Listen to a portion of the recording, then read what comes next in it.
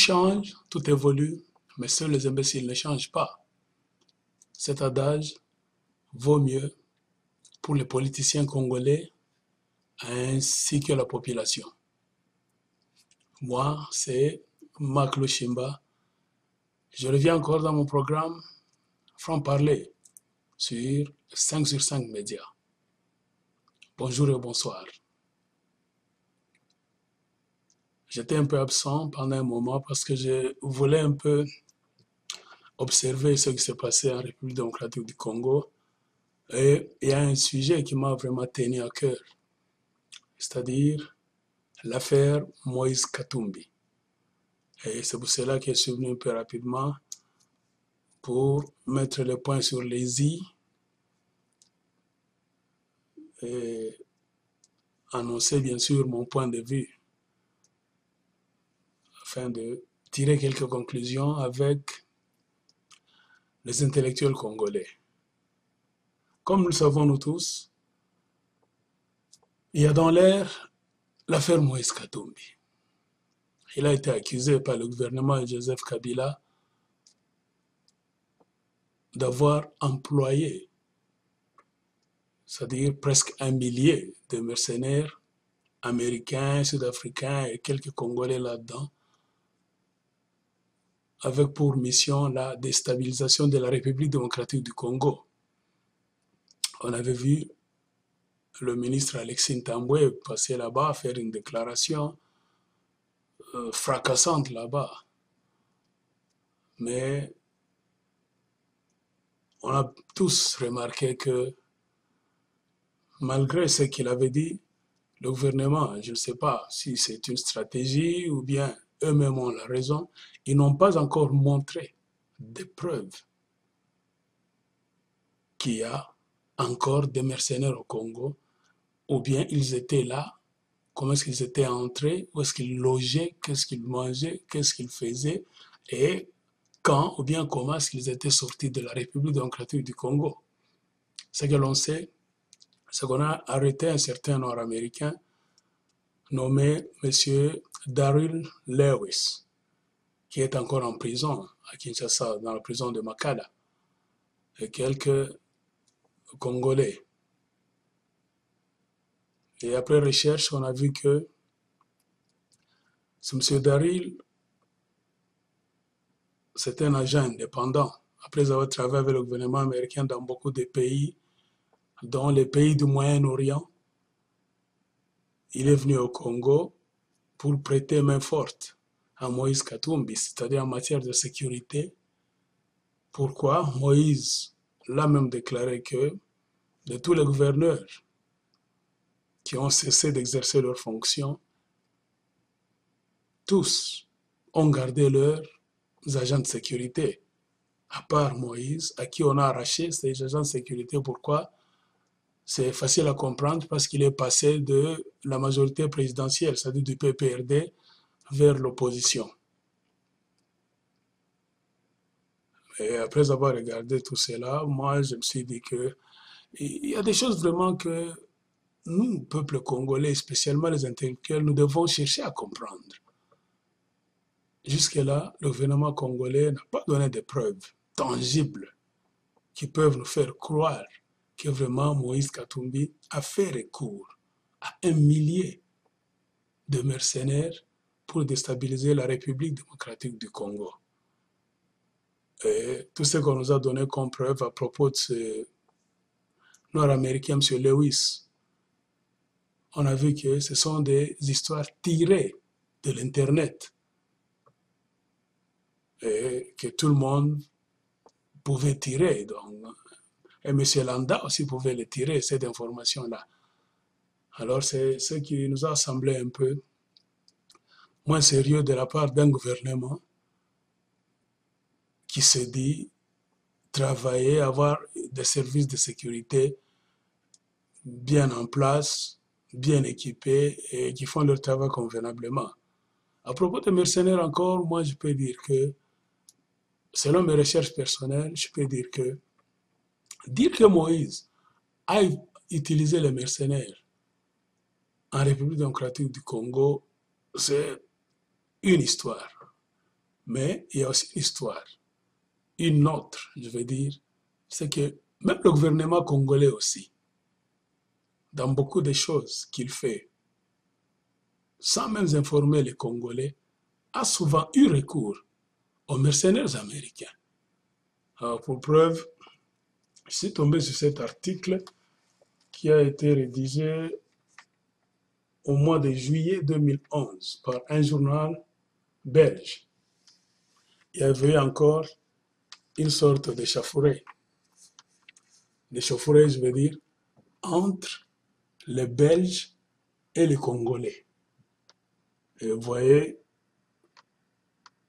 c'est le journal belge qui dit très bien que des mercenaires américains menacent la mission belge au Congo démocratique. C'est clair, c'est-à-dire le gouvernement congolais a signé des accords avec le Royaume de Belgique pour l'entraînement des militaires congolais. Et quand les Belges étaient en train de faire leur boulot en 2011, ils se sont retrouvés dans un même champ là-bas avec des Américains qui n'étaient pas venus au Congo d'une manière classique, comme les entraîneurs de l'armée belge, mais eux étaient venus d'une manière vraiment floue. C'est-à-dire, après recherche, les Belges ont identifié ces Américains-là comme des mercenaires engagés par le gouvernement congolais. Et ils appartenaient à un organisme de sécurité et d'entraînement des militaires qui s'appelle DINCORP, basé aux États-Unis d'Amérique. Et le gouvernement de Kabila avait signé un accord de plus de 10 millions de dollars américains pour faire entrer ces mercenaires là-bas et entraîner des militaires congolais. Alors, ce qui étonne, c'est que si ce même gouvernement a souvent eu recours à ces méthodes pour entraîner les militaires congolais à l'insu de la population congolaise, à l'insu même des sénateurs et des parlementaires congolais, alors moi je trouve ça anormal que ce même gouvernement puisse commencer à pleurnicher aujourd'hui qu'il y a des mercenaires au Congo. Moi je pense que quand cet accord avait été signé en 2011, pour que ces mercenaires américains puissent venir au Congo, je pense Moïse Katumbi était gouverneur du Katanga. Et dans la plupart des cas, si vous faites les recherches, vous verrez que souvent, ces mercenaires entrent au Congo sous différentes étiquettes et ils entraînent des militaires. Et souvent, les militaires qu'ils entraînent sont utilisés à des services particuliers par les dignitaires du régime Kabila. Ceux qui ont des mines, par exemple, ceux qui ont des propriétés, des ranchs, des fermes pour leur sécurité. Et les autres habitent même le Congo. Ils restent au Congo pendant 1, 2 années. Et les autres, après avoir entraîné des commandos particuliers, et ils quittent le Congo sans que la population congolaise ne puisse suspecter n'importe quoi. Alors c'est ça le problème que nous devons aussi mettre sur la table et demander au gouvernement congolais de nous dire la vérité. Et vous avez vu qu'après avoir accusé Moïse, Moïse est allé se présenter au tribunal à 3 reprises, jusqu'à ce qu'il y ait eu des échauffourées entre la police et la population qui était massivement derrière Moïse pour l'accompagner. C'est ce qui a un peu déséquilibré le plan du gouvernement, selon le constat. Et au dernier jour, il y a eu un peu une sorte de débandade, des échauffourées. On a vu des vidéos dans lesquelles même des policiers qui avaient l'air de militaires, cagoulés, en plus des armes, ils possédaient même des seringues. Et c'est ce qui fait dire à beaucoup de gens que, paraît-il, que parmi ces hommes cagoulés là-bas, certains d'entre eux ont même injecté des seringues et je ne sais pas quel produit sur les manifestants et même sur Moïse et son entourage le plus proche. Ça, c'est à vérifier. Ce n'est que les examens médicaux de Moïse qui vont donner le résultat. Alors, et dans tout ça, il y a un peu quelque chose qui m'inquiète, moi. C'est l'arrestation et la liberté provisoire de Moïse Katumbi. J'essaie de méditer là-dessus et jusque-là, je ne parviens pas à comprendre ce qui se passe vraiment. Alors, selon moi, ça n'engage que moi, il me semble qu'il y a un jeu flou que Joseph Kabila est en train de jouer avec Moïse Katumbi. Je dis ceci pourquoi? Parce que, si vous remarquez bien, dans les prisons, c'est pas au Katanga, en dehors du Katanga, à Kinshasa, là-bas, il y a des gens qui ont été arrêtés, des opposants, pour différentes raisons. Et ces gens-là ont toujours été en prison. Je peux citer Diomi Dongala, Jean-Claude Mouyambo, Eddie Kapend et beaucoup de gens qui sont arrêtés et qui jusqu'à aujourd'hui, malgré des maladies qu'ils ont en prison, malgré que leur état de santé est vraiment donc médiocre et qu'ils ont besoin d'une assistance médicale même rapide, le gouvernement de Joseph Kabila n'a jamais songé à libérer ces gens-là pour qu'ils aillent se faire soigner en dehors de la République démocratique du Congo.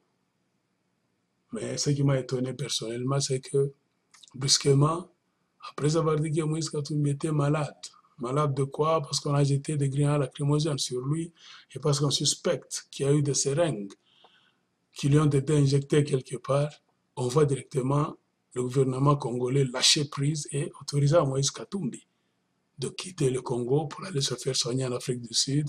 Et à partir de l'Afrique du Sud, il a pris un autre avion, il est maintenant en Europe. Et on nous dit qu'il ira en Belgique, Angleterre, et je ne sais pas, dans d'autres pays là-bas, pour participer même à des réunions politiques.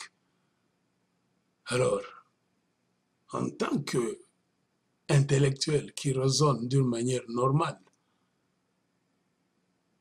nous pouvons dire, et moi spécialement, je peux dire que à l'allure où les choses se font maintenant, il y a quelque chose qui commence vraiment à sortir de la ligne de conduite pour friser un peu l'anomalie. Alors c'est ce qui me fait poser la question que est-ce Moïse Katumbi un vrai opposant ou bien c'est un ami de Joseph et qu'ils sont en train de jouer déjà ensemble.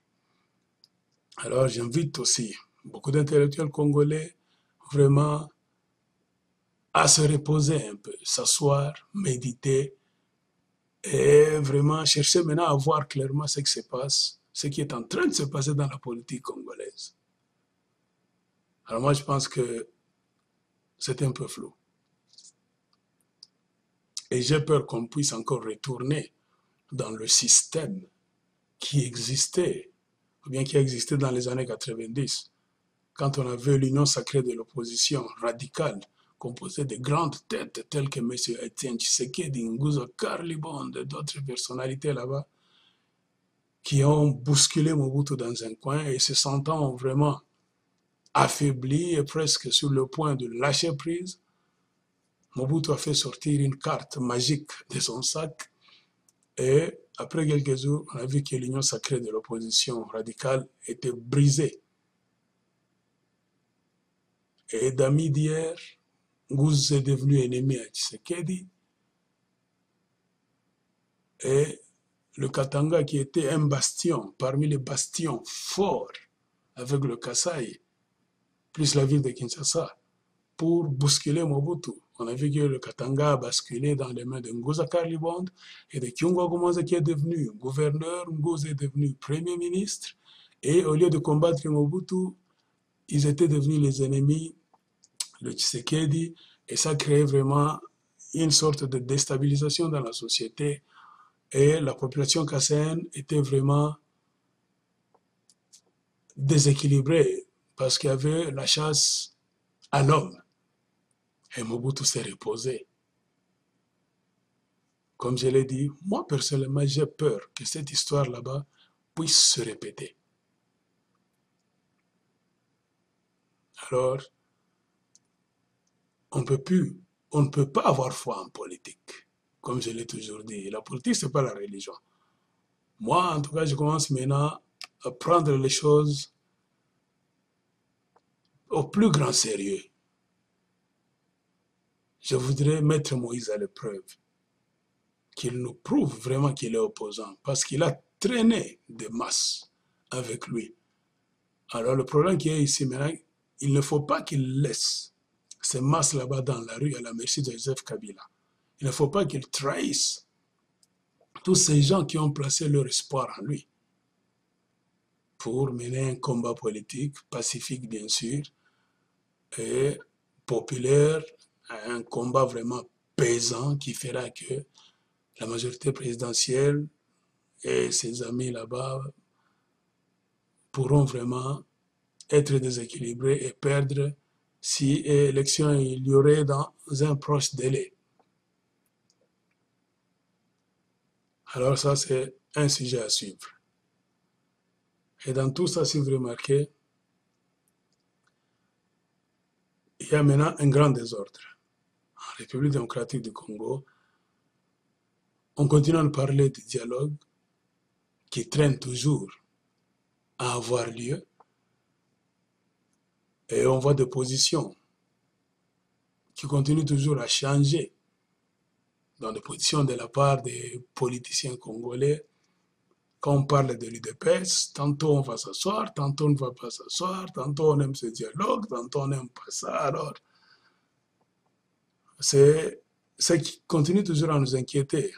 Et moi, en tant qu'analyste, je pense que les politiciens congolais doivent pousser la machine, continuer à être sérieux, faire la différence cette fois-ci et prendre pour modèle la politique, non pas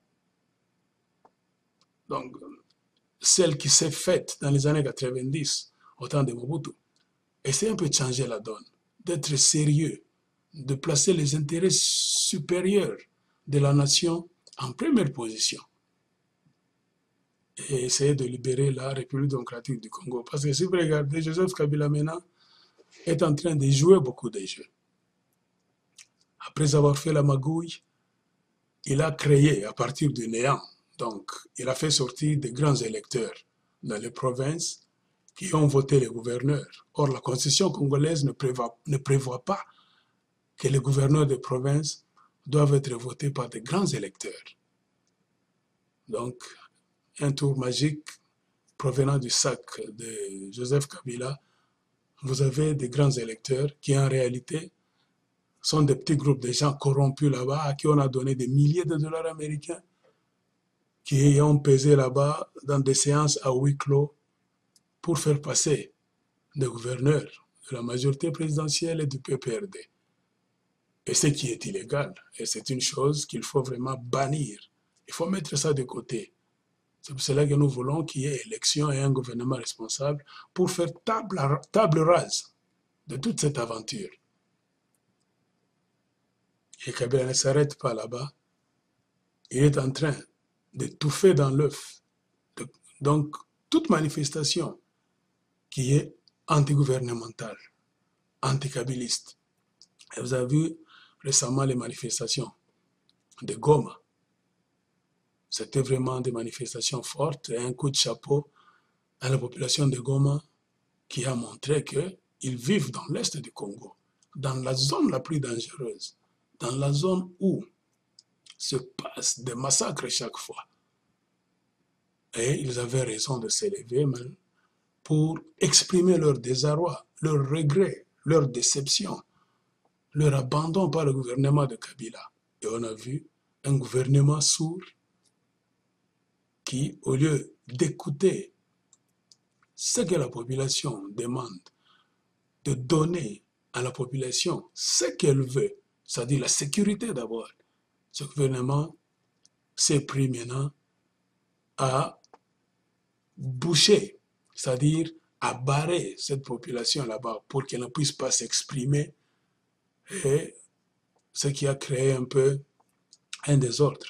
Il y a eu des jets de pierre, combat entre la population et les policiers là-bas, même les militaires sont intervenus là-bas, j'ai des grenades lacrymogènes là-bas, on a même tiré à balles réelles. Et il y a eu beaucoup de gens qui étaient blessés. Et je suis entré en contact avec certaines personnes. Et on m'a donné des images ici que vous pouvez voir euh, dans mon téléphone. Alors, regardez comment des gens étaient blessés donc, dans ces fameuses manifestations. Et vous voyez ce qui s'est passé. Ça montre clairement que il y a vraiment, ça ne va pas en République démocratique du Congo.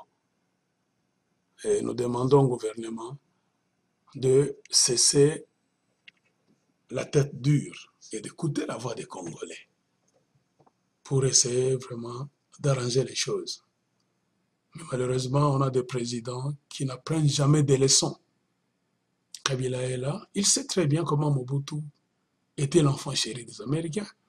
Mobutu contrôlait la région des Grands Lacs, comme Kagame aujourd'hui. Mais quand ils étaient fatigués de Mobutu, quand la donne a changé, Mobutu avait un grand retard pour suivre le pas des Occidentaux. Alors, on l'a mis dehors. Et que dire de Joseph Kabila, qui n'existe même pas aux yeux des Américains, qui est un président vraiment, qui ne pèse même pas, un président vraiment muet comme un mouton, un président absent du grand jeu qui est en train de se jouer dans la région des Grands Lacs. Pour preuve, regardez, on tue à Beni, à Lubero, mais on a un gouvernement qui ne dit absolument rien, un gouvernement qui peine à s'organiser, qui échoue même de dire trop c'est trop, d'envoyer même des troupes pour aller combattre les soi-disant rebelles. Alors, ça dépasse notre entendement.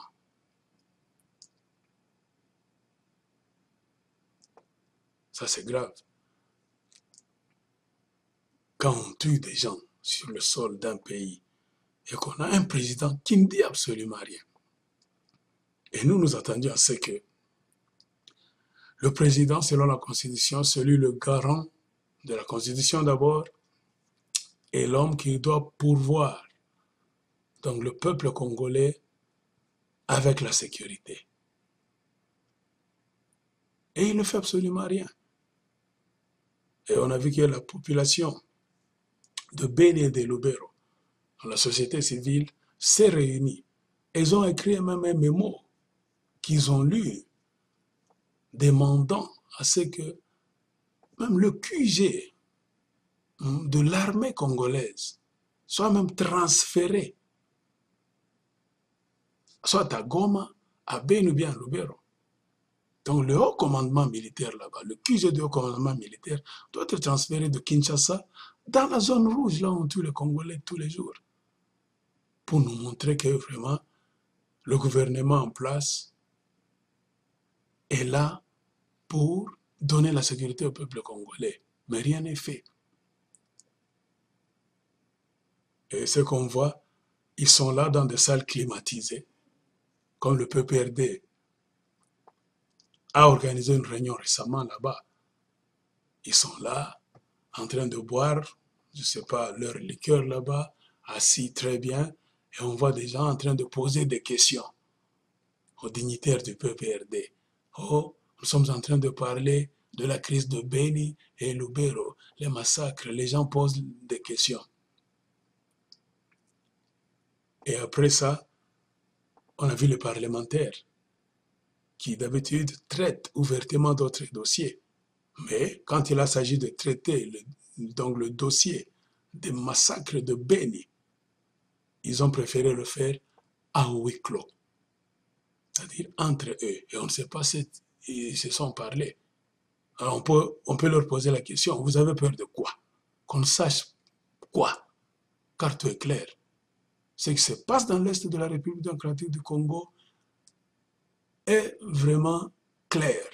Le gouvernement congolais est complice, spécialement le président Kabila, qui est un allié de Museveni de l'Ouganda et de Paul Kagame du Rwanda. Et tout ce qui s'est fait là-bas, c'est leur jeu. Et pour preuve, regardez, il y a une poussée populaire maintenant en République démocratique du Congo, voulant que les élections soient organisées. Et c'est le moment qu'a choisi Joseph Kabila maintenant pour commencer les négociations avec les soi-disant ex-M23 et d'autres groupes de rebelles dans l'Est. Où est-ce qu'ils étaient pendant tout ce temps? Et si vous remarquez, leurs accords qu'ils disent, les accords d'Addis Abeba, ils les avaient signés, c'est au mois de février, en 2013, pour voir comment la République démocratique du Congo, le Rwanda, l'Ouganda, des groupes rebelles et d'autres pays dans la région des Grands Lacs pouvaient travailler ensemble afin de faire revenir la paix et la sécurité dans cette région. Et après quelques mois, Goma était tombé. Et les M23, en quittant Goma, ce n'est pas les forces armées congolaises qui les avaient chassés de là. C'est le gouvernement américain, en la personne du président Barack Obama, qui avait pesé sur ce dossier, qui avait même pris le téléphone pour appeler Paul Kagame, lui disant de ne plus soutenir les rebelles qui entrent pour déstabiliser la République démocratique du Congo. Et ce faisant, Paul Kagame avait retiré les M23. C'est-à-dire, de la même manière qu'ils sont entrés d'eux-mêmes, et c'était de la même manière qu'ils étaient sortis du Congo. L'armée congolaise avait vidé les lieux pour laisser les M23 entrer et faire la loi pendant le peu de jours qu'ils sont restés au Congo. Et quand ils étaient partis, c'est quand on a eu une sorte d'offensive maintenant. Pendant la période où le colonel Ndala était à la tête des unités là, il a essayé de se battre. Et à partir de ce moment-là, on a parlé de la défaite des M23. C'est-à-dire qu'il y avait une poussée. Mais au lieu de profiter de ces résultats-là, le gouvernement congolais s'est arrêté. Et quand vous regardez là-bas, dans l'est du Congo, après la victoire qu'on nous a montrée en masse là-bas avec pompe à la télévision et sur les réseaux sociaux, on peut poser la question au gouvernement congolais, à l'armée congolaise, qu'est-ce que vous avez fait? Il fallait maintenant capitaliser sur cette victoire pour maintenant demeurer dans l'est du Congo, dans les collines, les montagnes là-bas, transférer même le QG, comme c'est le désir des gens de Beni, Lubero, Goma, les gens de Massissi, Rutshuru là-bas, transférer le QG des militaires qui restent à Kinshasa, ils ne font rien là-bas, il n'y a pas de guerre à Kinshasa. Transférer le QG à Beni, Lubero, là-bas, dans l'Est, pour racler, torsionner, balayer les gens qui viennent attaquer la République démocratique du Congo. Et vous ne le faites pas.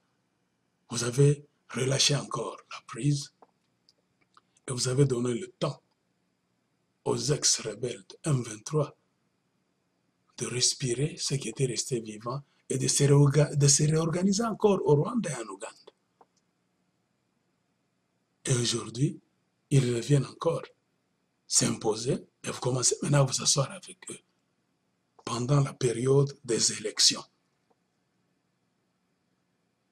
Alors que nous devrions focaliser notre attention, nous, peuple congolais, sur l'organisation des élections au Congo, le recensement du peuple congolais, donc la production des cartes d'identité numérique. Donc, vous voyez les facteurs là sur lesquels nous devrions focaliser notre attention. Maintenant, Kabila, stratège qu'il est, il vient encore de créer une distraction là-bas. C'est-à-dire, problème élection, il n'y en aura pas. Tout ce que vous allez dire à propos des élections, tout ça, il y a maintenant le M23 et leurs subordonnés là qui viendront encore nous déranger. Mais comme les politiciens congolais sont les gens de mauvaise foi, beaucoup d'entre eux ne raisonnent pas convenablement, ils ne savent pas le jeu que Kabila est en train de jouer. Et c'est bizarre quand dans un pays, une zone dangereuse, là où on tue des Congolais, on les viole, on coupe les seins, les membres, partout, chaque fois, régulièrement là-bas, on voit que le gouvernement abandonne cette zone-là. Et il prend l'arsenal des armes lourdes qui sont envoyées à Kolwezi, à Lubumbashi, à Likasi, dans l'ancien Katanga là-bas. On voit des armes à Lubumbashi, les armes lourdes, au lieu qu'on envoie ces armes-là dans l'est du Congo. Mais je ne sais pas ça, c'est quelle folie.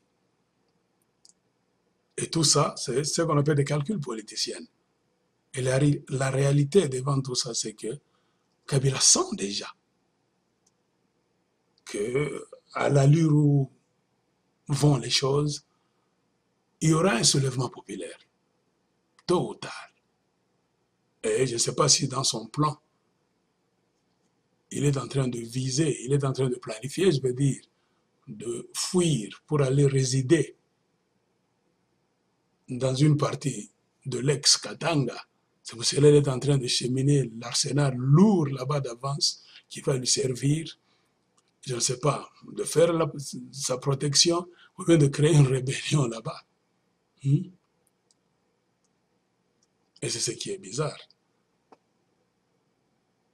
Alors, chers frères congolais, chers amis du Congo qui nous suivez, c'est le problème auquel nous faisons face en République démocratique du Congo.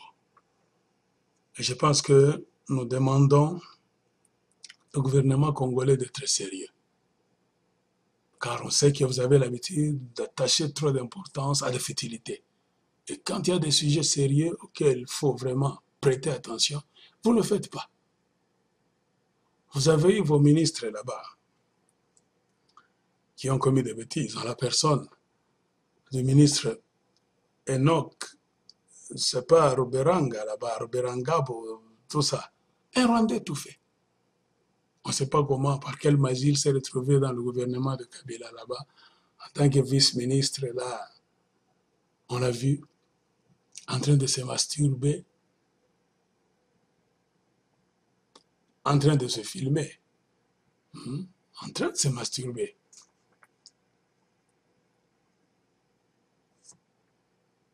Alors, qu'est-ce que ça montre? Ça montre le degré de désordre qui existe au sein de votre gouvernement. Et le gouvernement l'a mis de côté, et je ne sais pas s'il y a punition. On le laisse aller comme ça. Il y a eu les informations à propos de Panama Papers. On a publié le nom de Janet Kabila, la sœur à Joseph Kabila, qui a des compagnies offshore, c'est-à-dire dans des pays d'Amérique latine là. Mais quand on regarde tout ça, le gouvernement congolais n'a pas bougé le petit doigt. Et on voit des soi-disant ministres congolais, des soi-disant sénateurs, des parlementaires, ne pas ouvrir la bouche. Et on voit même la télévision congolaise fermer sa bouche. Aucun commentaire, silence radio de ce côté-là. Et on est en train de parler, oh, Moïse Katumbi a une usine là-bas. Moïse Katumbi a voulu faire entrer les rebelles au Congo. Et Moïse Katumbi, sa vie, comment est-ce qu'il a commencé? Vous faites passer une émission d'une trentaine, d'une quarantaine de minutes. Là, vous parlez de la vie de Moïse Katumbi, il a commencé à vendre le poisson pour distraire le peuple. Quand on sait qu'il y a des sujets là-bas qui intéressent la population, c'est-à-dire le vol des richesses du Congo par la sœur de Joseph Kabila, qui n'a aucune activité, qui n'a aucun business, qui peut faire d'elle une milliardaire. Et la société est là. Et vous ne parlez pas de ça. En tant qu'intellectuel, en tant que ministre et en tant que parlementaire. Et vous attachez votre importance sur des futilités. Attaquez Moïse et attaquez aussi la sœur de Joseph Kabila. Attaquez tous ceux qui sont liés à cette histoire de près ou de loin, qu'ils passent devant la justice pour que nous puissions savoir vraiment que vous êtes sérieux dans ce que vous faites. C'est ce que nous attendons de vous, mais quand vous regardez très bien, il n'y a rien qui a été fait. Et jusque-là, selon moi, il y a encore un flou politique en République démocratique du Congo. C'est vraiment difficile de savoir là où le pays est en train d'être mené. Je parlais de l'arrestation de Moïse, sa libération provisoire, pendant qu'au même moment, il y a d'autres prisonniers qui n'ont même pas fait des choses graves, comme Diomi Dongala, il a essayé de violer une fille, je ne sais pas, une mineure, tout ça. Jean-Claude Mouyambo, je ne sais pas, il a un dossier là, tout ça. Et quand on regarde la faute reprochée à Moïse Katumbi, c'est la haute trahison.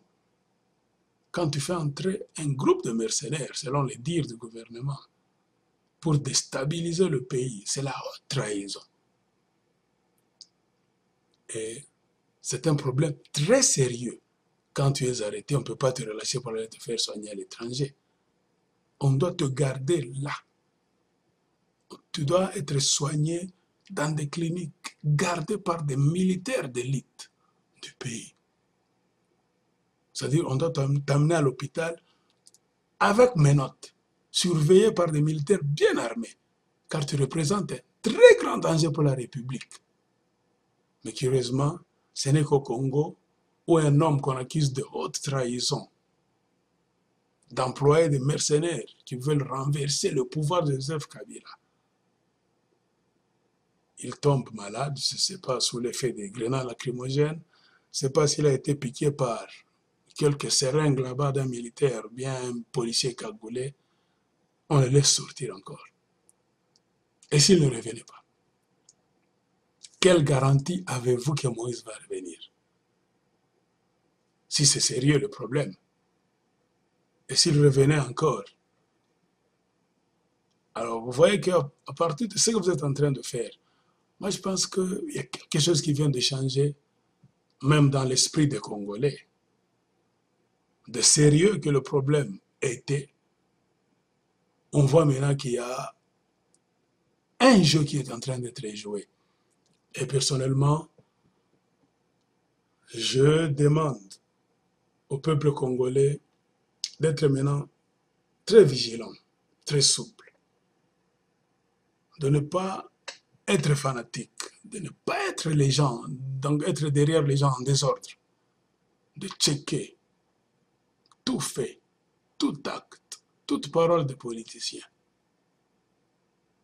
Et quand on sent qu'il y a anguille sous roche, il y a un jeu qui est en train d'être joué, alors moi je pense que le peuple va cesser d'avoir confiance dans tous les politiciens et prendre sa destinée en main. C'est-à-dire faire table rase de tout ce qu'on nous présente et passer avec un grand pas, à une grande vitesse, à la révolution congolaise, qui est la seule solution qui nous reste pour véritablement sauver la République démocratique du Congo. Comme je l'ai dit, l'affaire Moïse Katumbi, en tout cas, ça créait et ça crée des doutes. Non pas seulement en moi, mais dans beaucoup d'intellectuels congolais qui raisonnent convenablement. Alors nous ne savons pas à quel jeu Moïse Katumbi et Joseph Kabila sont en train de jouer. Peuple congolais, soyons vigilants, toujours prêts à reprendre la destinée de notre pays si les politiciens veulent nous traîner encore dans la boue. Sur ce, je vous salue encore une fois. Je remercie l'équipe technique de 5 sur 5 médias, tous ceux qui me suivent, qui ont l'habitude de me suivre. Et je vous dis, tout change, tout évolue, mais seuls les imbéciles ne changent pas. Mais nous, peuple congolais, nous refusons d'être les imbéciles des politiciens. N'oublions pas notre mot d'ordre, ne jamais trahir la République démocratique du Congo. Soyons vigilants. Tout change, tout évolue, seuls les imbéciles ne changent pas. Tout change, tout évolue, seuls les imbéciles ne changent pas.